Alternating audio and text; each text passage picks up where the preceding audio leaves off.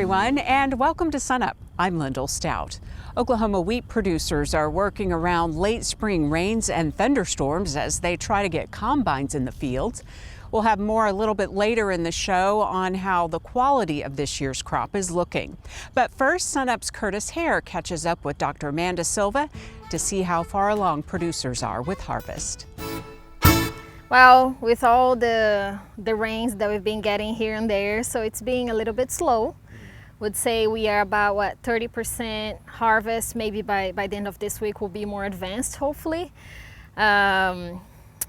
Yields, you know, as usually that's how it goes. We started cutting our southern plots, and yields have been favorable. Good test weight, good protein. In some cases where the wheat was ready, the ground took a while for us to cut, then we are seeing some decline on test weight. But overall, it's being a stop and go, but I think hopefully we'll be moving more from now on. So what about in those areas that were looking pretty rough in regards to precipitation? Did that rain help at all in regards to their crop, and just depending on, I guess it depends on where out in the development the crop was? Yeah, so the rain, the earlier the crop was, or I guess the less developed that crop was, the more beneficial that rain was to our wheat. And so we could see an impact, a positive impact of that rain, especially for grain filling, for in some cases where plants were still at flowering, so that rain came in a good time. So we are seeing good impact of that rain. I'm very surprised with the yields that we are seeing. So of course, we didn't cut as many fields this year just because a lot of fields didn't make it. But the ones that were hanging in there, got that rain in May, we are seeing good yields considering the conditions we had. Well, that's really good news. You know, for those producers who are, you know, getting these rains, they're hitting pause on the harvest. Are you hearing any sprouting issues pop up? Yeah, so I haven't heard any issues yet with sprouting. Last year we did have some issues at Chickasha and El Reno, so we'll stay, we'll look at it and pay attention to that. And if producers are curious about their varieties, they can go to our last year's data on our website and see what are the varieties that are less prone to sprouting, just because last year we had some heavy infestations in some of the locations, and we did some analysis, we did some ratings, so they can see that on our results last year. So what type of environment is really conducive for sprouting in wheat? So wheat's already matured, we start getting all that rain, very humid environment. If we get cloudy days, so that's where we start seeing. Now, in the forecast, we see very high temperatures, so I'm reluctant to say if that would have an effect. So last year, when we got a lot of sprouting, was more of those cloudy days, very humid, and a lot of rain when the wheat was already matured. So we'll have to see what the weather does, but it's just good to pay attention, especially if they're trying to take that somewhere, so it's good to pay attention to that. And you mentioned last year's data from the variety trials, but you're actually getting pretty close to having this year's variety trial data out as well. Yes, actually we already have some results posted, so really invite producers to look on our website. And we already have Altos, Walters, we should have by the end of this week Chickasha, Apache, but we should have the locations as soon as we harvest, we get into it. And this year we have a very efficient group.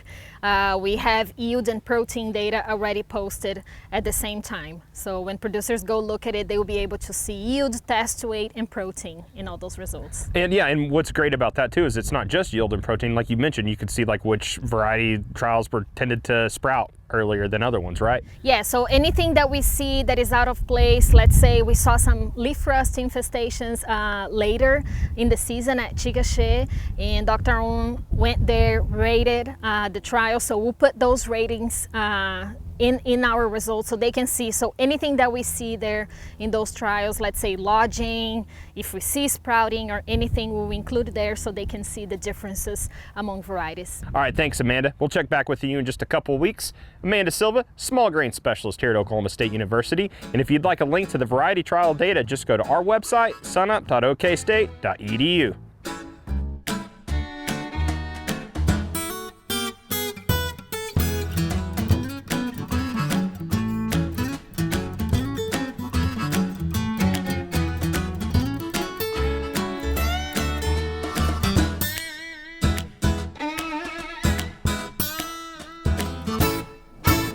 Welcome to the Mesonet Weather Report. I'm Wes Lee. The wet weather continued again this past week, and the distribution was more evenly spread. The 7-day rainfall map from Wednesday morning shows that rain fell statewide. There was an inch plus at more than half of the Mesonet stations. The largest total was more than 2.5 inches in Adair County. The number on the maps are actual measurements at our 120 stations. The colors on the map are radar estimated amounts that come to us courtesy of the River Forecast Office in Tulsa. The green areas on this soil moisture map shows the areas with the most improvement over the last week at the 10-inch level. The actual fractional water index numbers at 10 inches are shown on this map. The legend here is 1 when the sensor is as wet as it can read and 0 when it's as dry as it can read. There are no reds showing up and only a few yellow areas, mostly in the northeastern counties. Here is the map from exactly 1 year ago. The east was a little better, but the west and panhandle much worse. Remember that it quit raining last year in June and it was fall before it picked up again. Let's hope that's not the case this year. Now here's Gary with the newest revised drought map. Thanks, Wes, and good morning, everyone. Well, Wes detailed those short-term rains. I'm going to take a look at the longer-term rains and see how that impacts our latest drought monitor map. Let's get right to that new map. Well, it looks much better than we've seen over the last few months. This is the best map we've seen, actually, since probably going back to last June, so well over a year.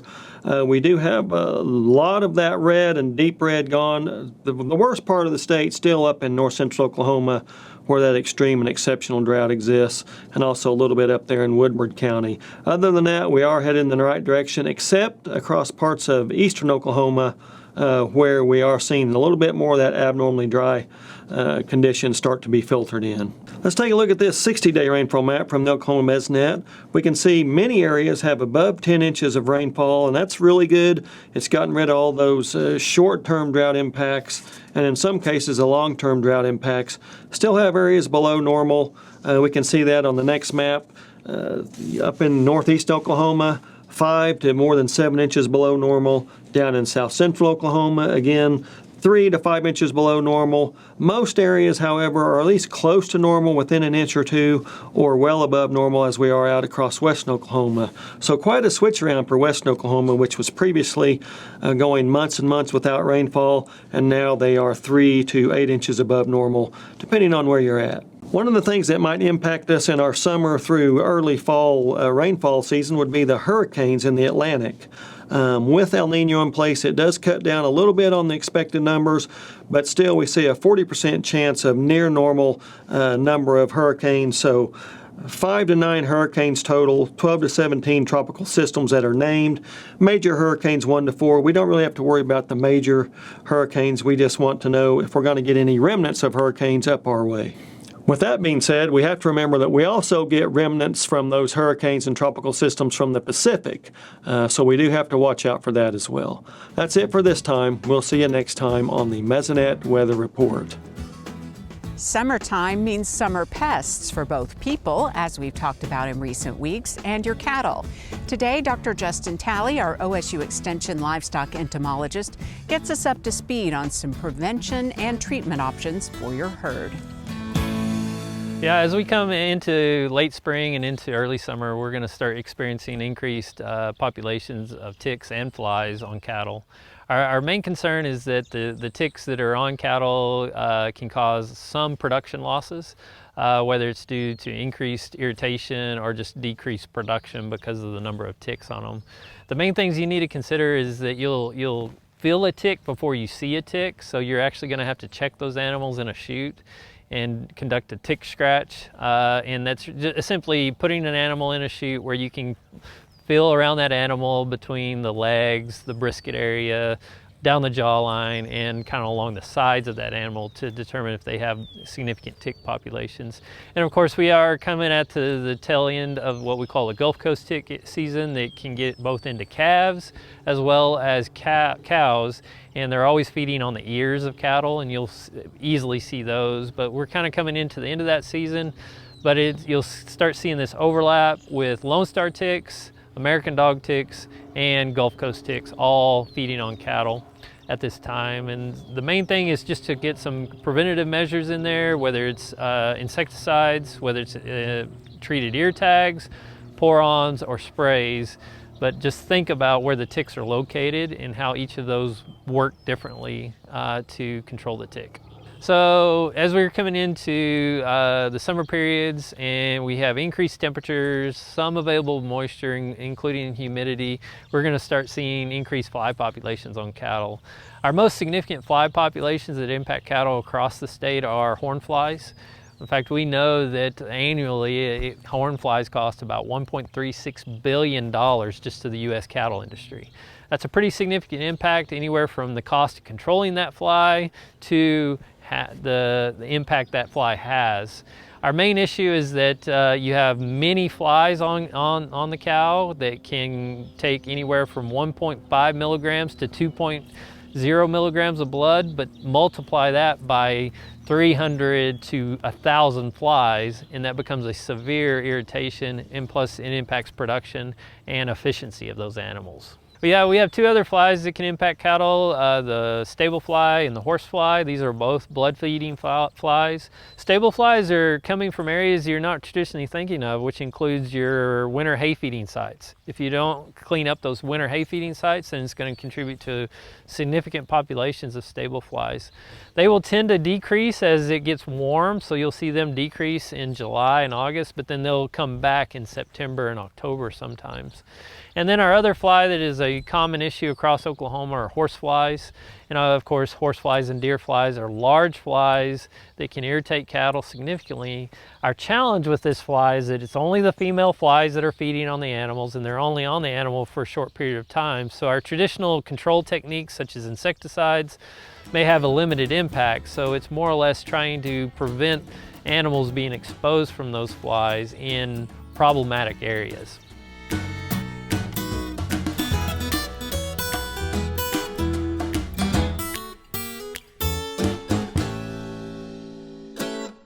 Well, we found out how wheat harvest is progressing. So Kim, what's the market looking like? Well, if you look at wheat prices, they've been wallowing around for the last week.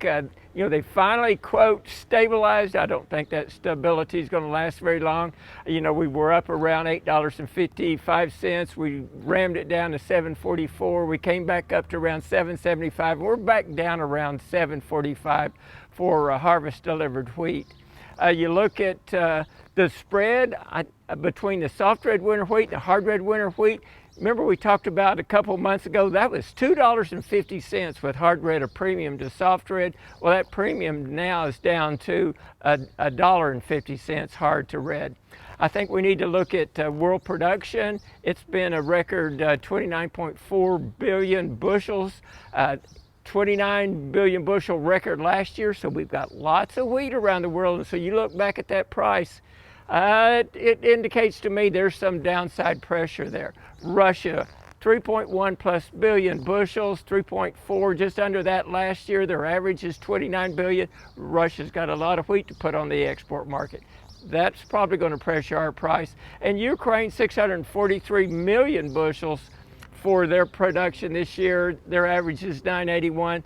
I think Ukraine will continue to export that, but that's a big question mark. So we talked earlier in the show that rains have kind of stopped wheat harvest a little bit, but has it affected the quality of the wheat crop at all? Well, it's probably had some impact on test weight, maybe a little bit on protein. Somebody asked me if I'd heard anything about sprouting. I haven't heard that yet, but if it continues to rain in certain areas, we could get some sprout damage for the wheat. But right now, I think things are going relatively well. So let's shift on to corn. What's the latest news there? Well, corn prices went down. They were relatively high. They got down around $4.75. They're back up around $5.30. The corn is getting planted and is planted relatively well. It's turning dry in some of those areas, and drought is putting its ugly head up, and it's the market's concerned, and so corn prices have been going higher. You look at what the current corn price, if you happen to have some corn to sell, $6.40 at up around Manford, Pond Creek. The 23 harvest price, $5.30. As we talked about the drought, the crop conditions lowered the condition of corn down to around 62%. And Brazil is going to have 11% increase in their corn crop and record there, and that can probably put some pressure on corn prices later on. Well, what about soybean? Well, if you look at the soybean market, we were up around $12.50, got around $10.70. We've increased almost $1 back up to $11.65 for harvest delivered beans. I think we need to look at production for the United States, around 4.5 billion bushels, a record there. Brazil, 6 billion bushel record. Argentina, they had problems with their soybean production this year, 1.8 billion bushel. Exports, United States, 2 billion. Brazil, 3.5 plus billion bushels, number one soybean exporter, number one soybean producer. And then Argentina, with their production problems, only around 200 million bushel production there.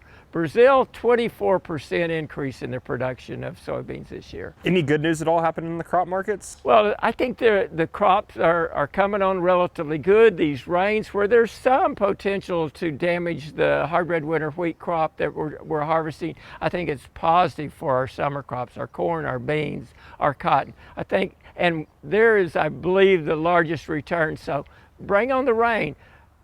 Stop it where we can get this wheat in. But I think the good news is the summer crops are looking relatively well right now, and prices are holding up relatively high. All righty, thanks, Kim. Dr. Kim Anderson, grain marketing specialist here at Oklahoma State University.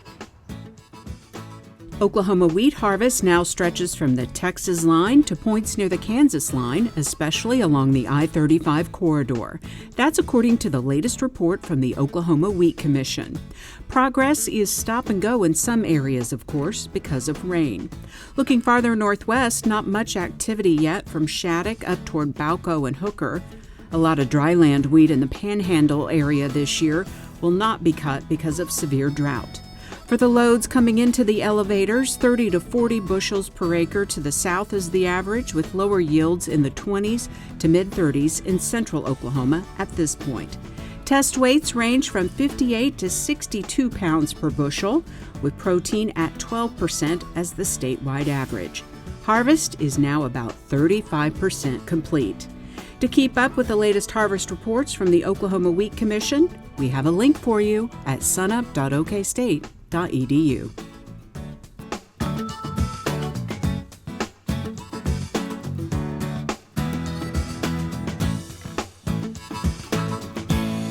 Good morning, Oklahoma, and welcome to Cow-Calf Corner. I'm Mark Johnson, and it's the time of year when branding time, or that first round of vaccinations, when calves are about 2 to 4 months of age in spring calving herds, that we're using our cattle working facilities, and often that time of year when we maybe haven't used them for a few months, that we start considering improvements or maybe an addition to what we've already got.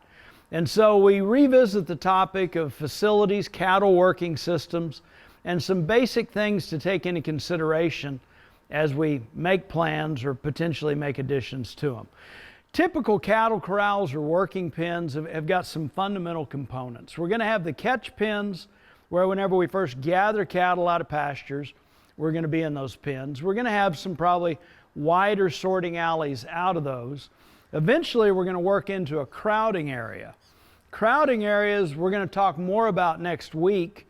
There's a couple different options on crowding areas, but more details on that next week. Eventually, the purpose of our crowding system is to get cattle into an alleyway, or what we commonly refer to as a crowding alley, which is a means of getting them to the actual squeeze chute with a head catch system on it. Something like we're looking at here to my right as we shoot this week. Now, we can also have a loadout coming out of that alleyway, and that is another important part of the corral or working system itself. So those are the basic components. One of the things that's really important to think about is just normal cattle behavior. Several things to keep in mind. Typically, cattle process one thought at a time. They're an intelligent creature, but they tend to think about one thing at a time, and they instinctively want to see us whenever we're around them. They want to go by us if we're in a vicinity together. They want to go back to where they have came from, and they want to go with other cattle or be with other cattle. Thinking about normal cattle behavior is an important part of putting together a good facility. And if we think through that process and design it right, we can manage to decrease the likelihood of injury to cattle or humans. We can reduce the amount of stress on the cattle. We can manage to work cattle in a fashion where we need them to go is kind of their idea, and capitalize on those instinctual behaviors of the cattle to get them to do what we need them to do. Another important consideration is location. And we need to look at our particular layout of farm and ranch. Think about where pastures converge, so we've got a central catch point. Working facilities are an expensive, long-term investment. We don't want to build more of them than what we need, but if we're looking at, say, a quarter section, half section, a one section pasture, and we've got that divided up into grazing paddocks, and we might be able to put in one working system instead of putting in multiple working systems, obviously we're going to be able to invest in it, plan it better, and have a central point that's more convenient to catch cattle. Topography and just elevation of where we build a set of pens is very important. We need good drainage.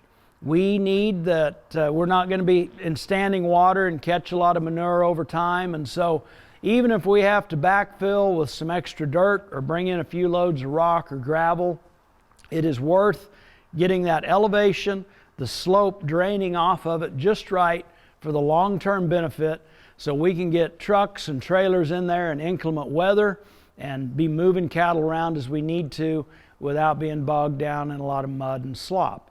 Final consideration as far as location, give thoughts to where people are living, where your house is. It may not seem like a big deal 360 some days a year, but if we end up building a corral too close to our residence, flies, noise, things like that during times of really heavy use can get to be a headache for us.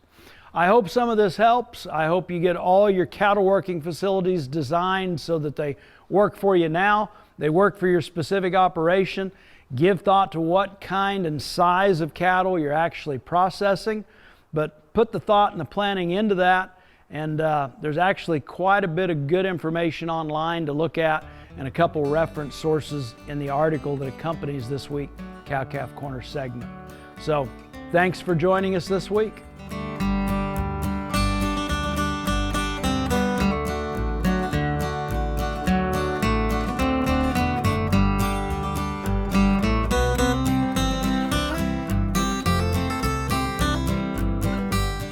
A pond can only hold so many fish. On average, that amount is about 250 pounds per surface acre. So do not transfer fish from other water bodies into your pond unless you're doing that on the advice of a fisheries biologist. It's widely known that ponds present a drowning hazard, but what is less known is that the main people who are at risk of drowning, the predominant group, are children ages 4 and under. Keep an eye on those little ones. A major part of your pond that is often not thought about is the watershed, the area of land that slopes down towards the pond. Anything that happens in that area is going to end up in your pond. Of major concern would be construction or overgrazing. These things open up the soil to erosion and can quickly turn a pond from being beautiful into a muddy condition, and also at the same time fill up the basin with silt. If you've ever been swimming in a pond and dove down deep, you've probably been shocked by the sudden coldness. Contrary to popular belief, this is not caused by a spring feeding into the pond. This instead is simple pond stratification, the setting up of warm layers on the top and a cold layer on the bottom of the pond. Many people who are interested in angling will add fish attractors, or what is called structure, to their pond. This may be piles of brush, old cinder blocks, tires, etc. It is important not to put these in the deepest part of the pond because generally speaking there will be no oxygen in the deepest parts. Put those at about 4 to 5 feet of water depth in shallower areas of your pond. Beaver are very interested in your pond. Every spring there's a new crop of young ones that are looking for new territories, and they're going to be ending up in your pond. If you're not paying attention, you may not even notice this, but they will burrow into your dam underwater and work upwards until they create a large den inside your dam. This can lead to a failure of the dam. Do not let this happen. Sit out in your pond at night and either look for the beaver by the moonlight or listen for the sounds of their tail slapping the water. If you detect beaver activity in your pond, seek advice on how best to get rid of them.